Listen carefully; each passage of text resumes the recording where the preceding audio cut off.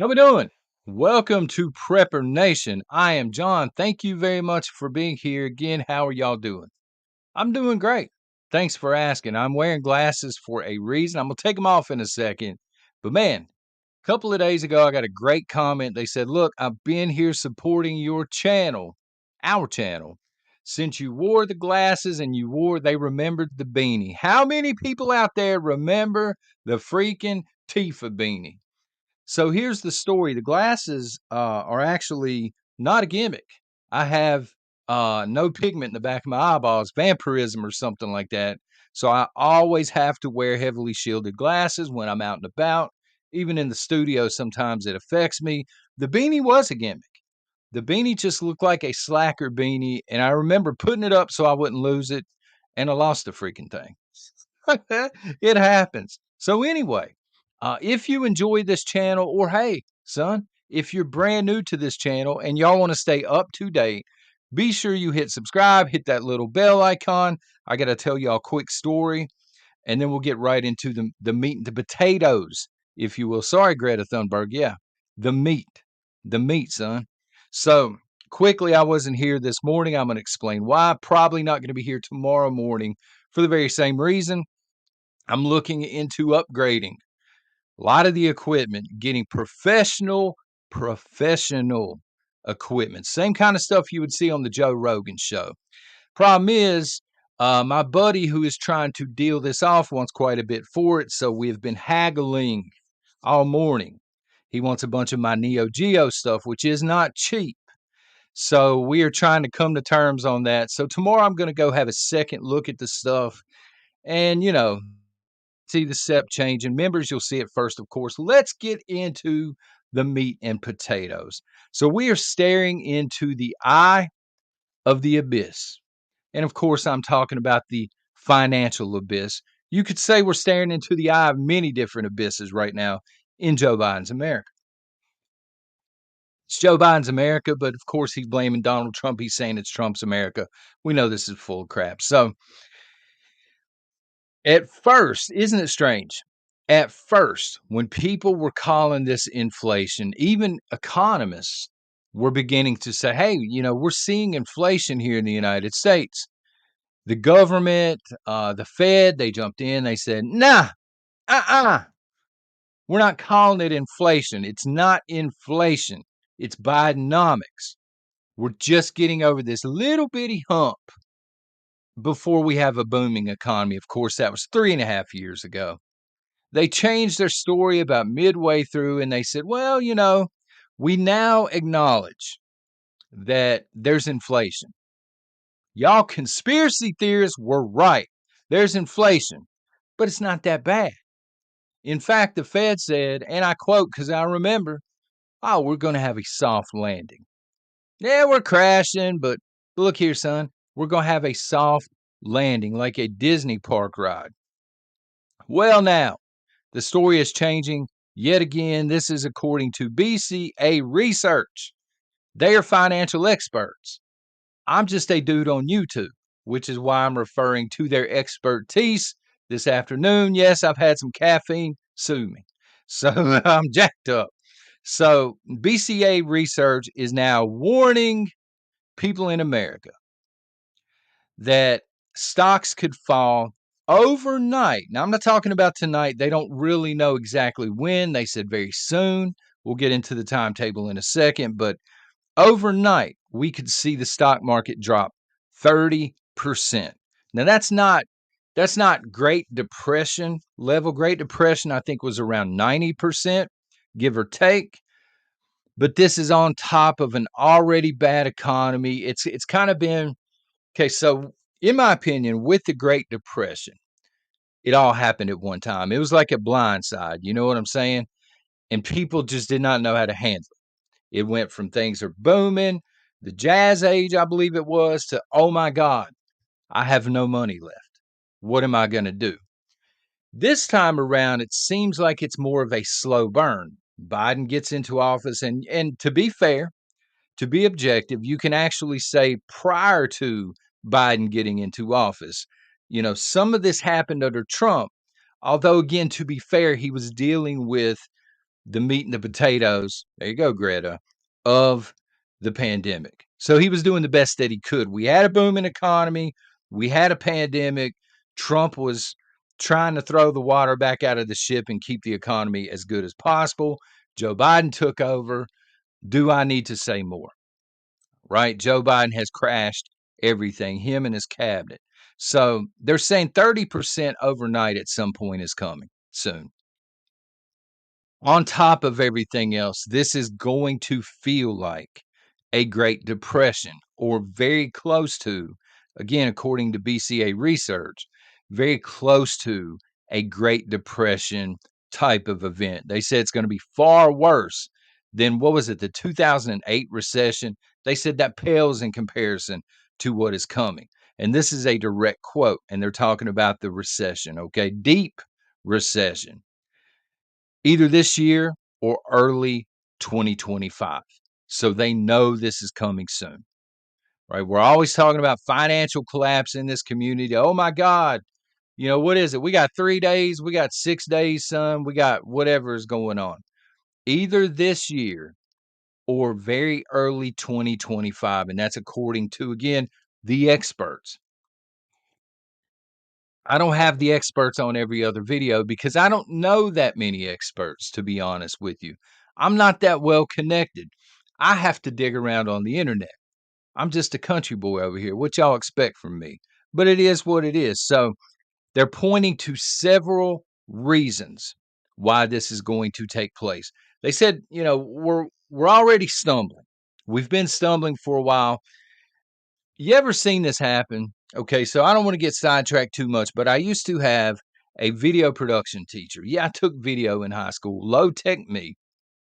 I don't know. It was just an easy class. There were chicks in there, but I digress. I was at Beavering before it was cool, right? Many of you were too. So he would get ahead of himself, and there wasn't much wireless back then. I'm old school. There were wires all over the place, and he would trip probably once a week. And this would be the most painful trip and stumble, 15-foot, oh my God, let me grab onto something before he finally fall that he would take at least once a week. And so they're saying it's pretty much like that. We've been stumbling for a while.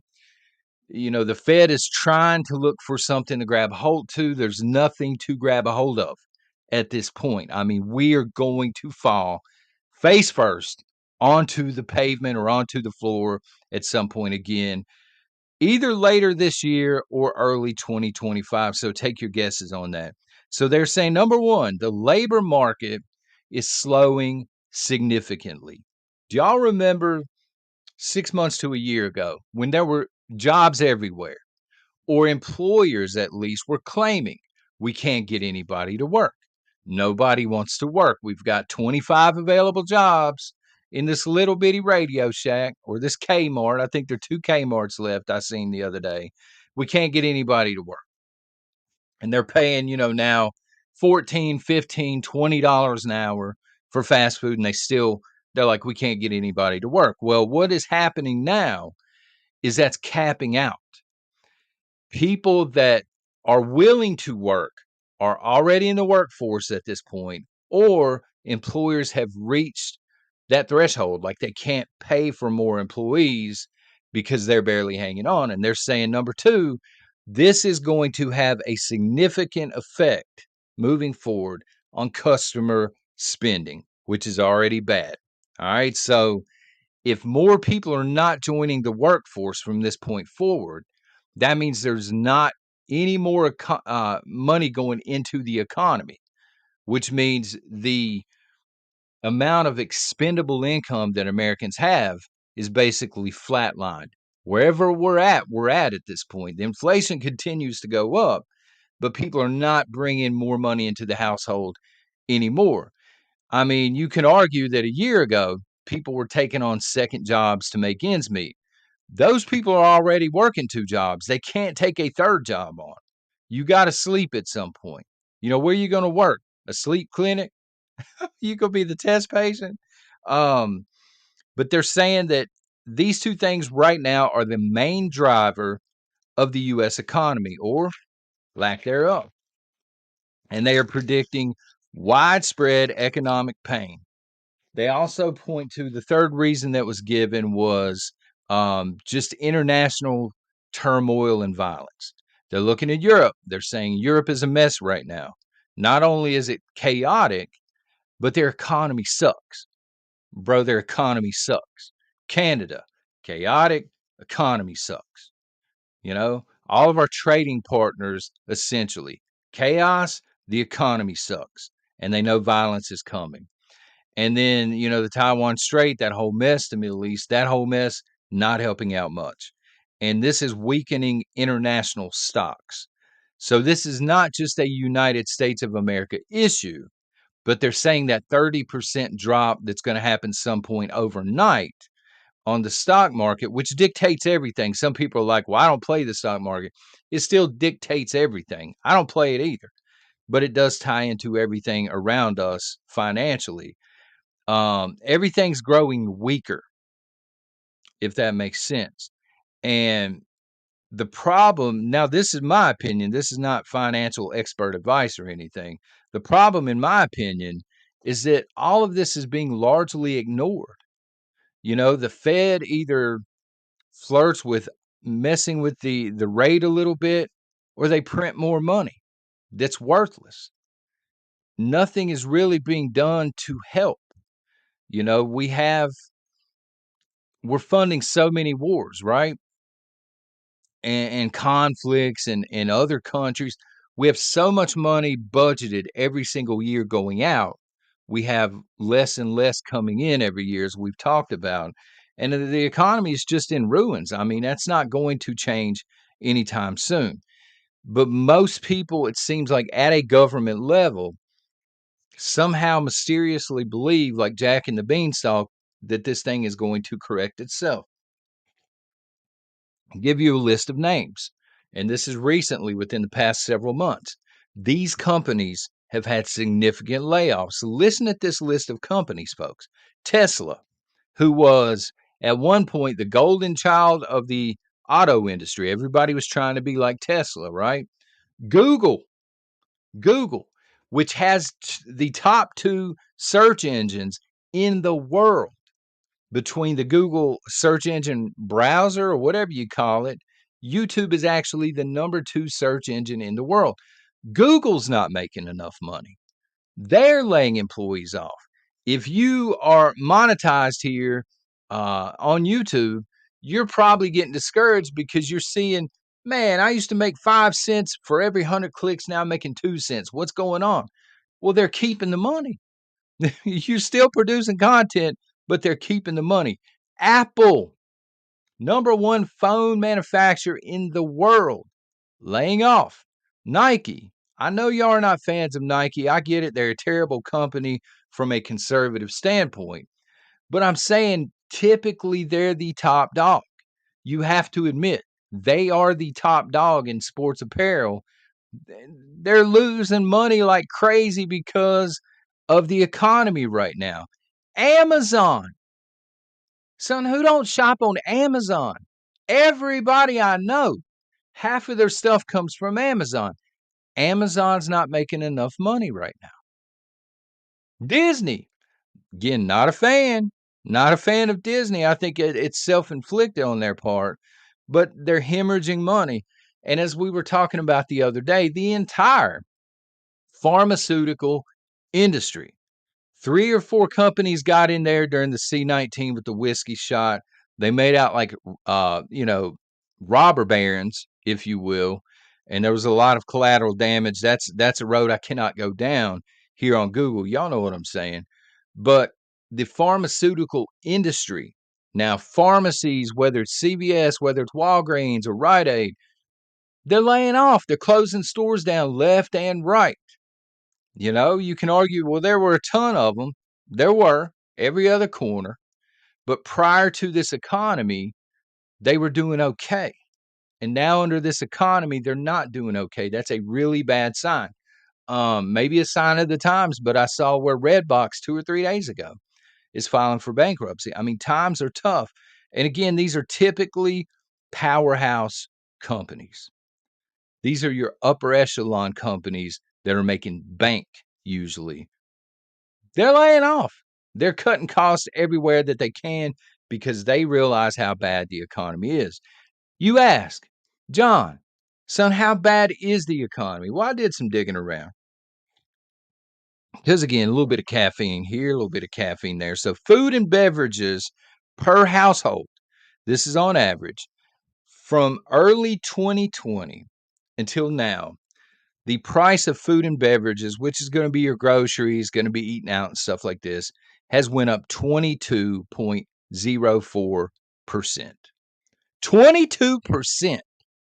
So you are paying more for groceries. For the people that are gaslit and say, nah, we ain't paying more for groceries. Again, this is coming from the U.S. Bureau of Labor and Statistics. Ain't making it up. Google it while Google's still around, okay? The spending power of the U.S. dollar because of inflation from late 2019. I wanted to do it prior to really when the pandemic took hold until now. The spending power of one US dollar is down 23%. So it's lost almost a quarter of its value since 2019. That is the US dollar dying right in front of our face.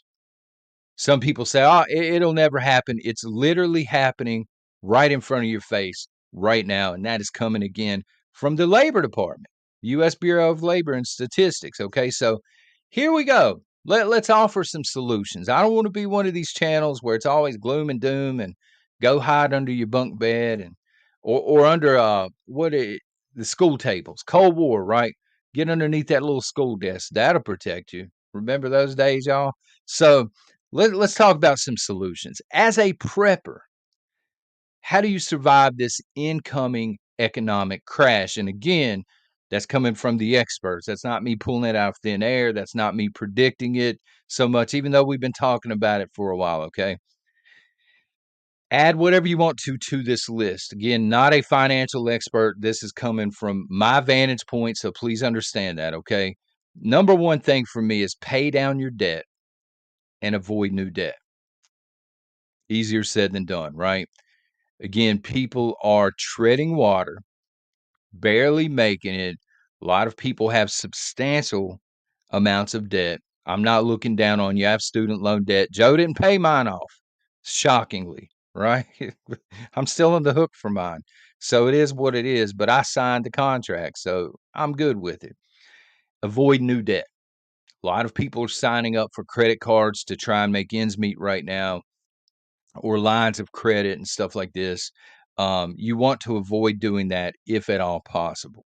Okay. If you can get a good rate and you're paying debt off, with that, you may save money on the back end. But a lot of people that are applying for credit right now, it's 20 some percent for most people, unless your credit is absolutely stellar. So you want to avoid it right now because, again, banks are losing money. When banks are losing money, we're in serious trouble. Number two, lower your standard of living. You know what I'm saying? This coffee cup is like 5 years old. When the channel launched, I was using this cup. I'm very frugal. Getting back, and I don't want to spend too much time on it, but getting back, the equipment that I'm looking into, roughly $1,000. If I were to buy it brand new, of course it's not brand new. But dude, my boy that's got it, I may be able to barter and get this stuff free of charge. Yeah, I would love to go out and go on a shopping spree and hey, $5,000 worth of equipment or something like this. But if I can barter and trade for it and pay nothing, I'm okay with used stuff. As long as used stuff is functional, I'm good with it. And it's just lower your standard of living. And I think, not trying to harp on this, but I think this is where a lot of Americans are going to struggle because we do have a higher standard of living than most, if not all, of the rest of the world. We're used to certain comforts. We're used to things being brand new. And it's just, if you can avoid that and you can lower it, because it's going to be lowered irregardless at some point. Okay. Whether you like it or not. So you might as well go ahead and get antiquated to it. Y'all can Google that word.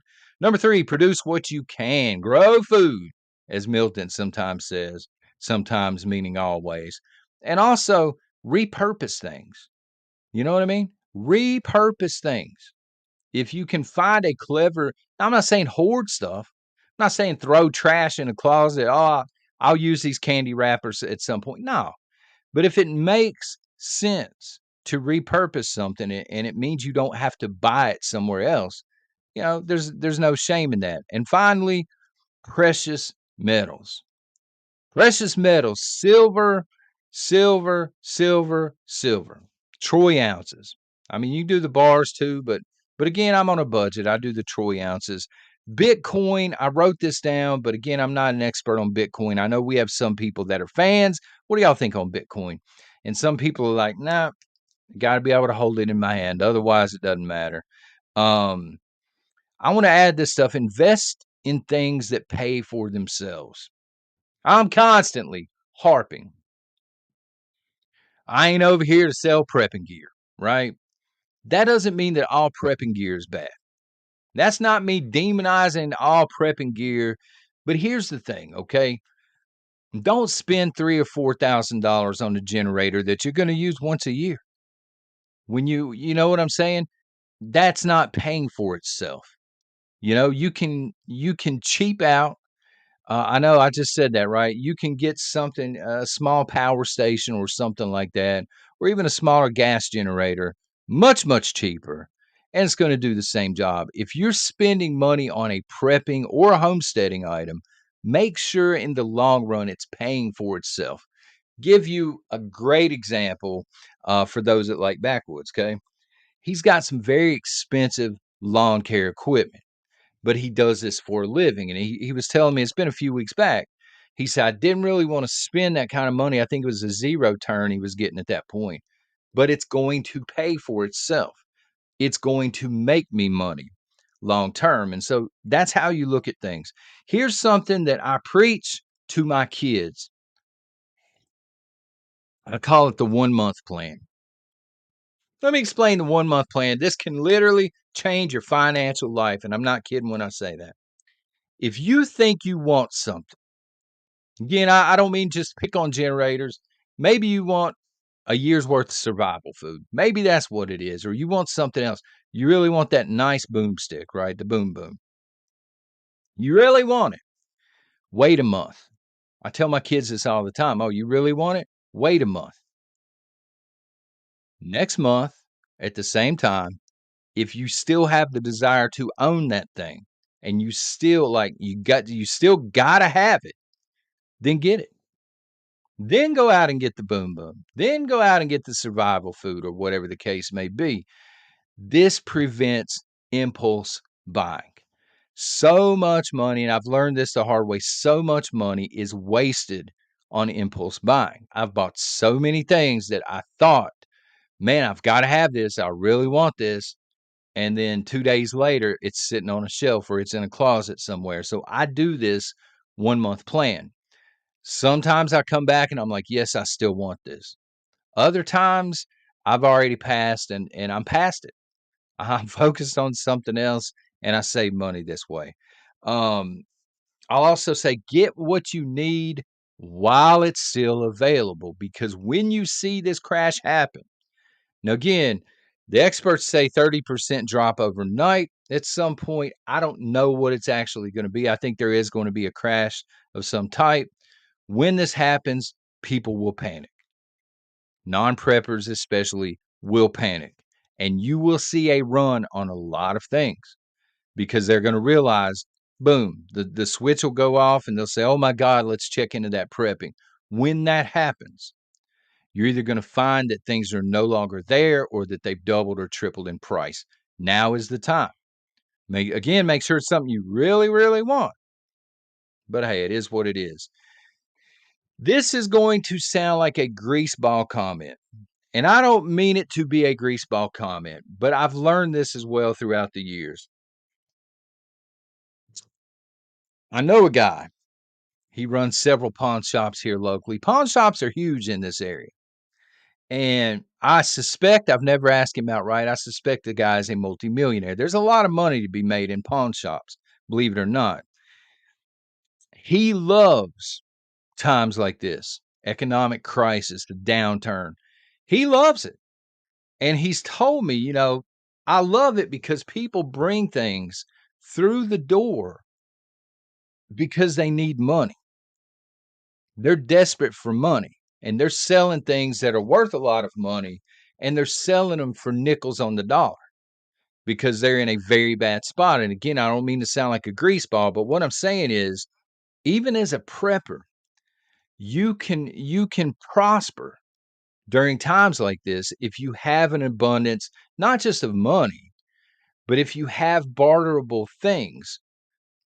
You can get things that are worth more in return, especially if you have money. Though right now, you can, a lot of people, boomsticks, the boom booms in this area. Look, man, people are offloading these things, and again, the pawn shops are paying very little for them, comparable to what they're actually worth. But the pawn shop realizes, well, what else are you going to do? You're not going to pay your bills. You're going to clutch that rifle, that really nice rifle, or you're going to let me give you 25% of what it's worth and make out like a bandit. So you can prosper. This is one of the reasons that we stack wine. We got a little vodka too, but we stack wine for means of barter. Protect your assets. Speaking of boomsticks, and you need to have safes and things to keep your assets in, unless you do the Bitcoin thing. And then again, not an expert. I don't know. Finally, let me just close out by saying this: know and befriend your neighbors, because if a financial collapse is coming, everybody on your street is probably going to be hurting. It could be that you live in a millionaire section and you're making $9 an hour, but that's probably unlikely. Normally, what happens is your neighborhood is a reflection of the kind of income that you're also making. So if you find that you're going to be in a tough spot, so are your neighbors. And you can actually, I don't want to say build a community, but you can actually befriend your neighbors. And then during this time, maybe they have an abundance of something, you have something else. Maybe some bartering takes place. You scratch my back, I scratch yours. Metaphorically speaking, y'all beaverines, I know where your minds are at. Let me know what you think in the comments. And again, if you enjoy the content, you want to keep it coming, please hit subscribe. Please hit the bell icon. Maybe shoot a thumbs up on your way out the door. I'm just saying, grind on it, son. Y'all take care and God bless.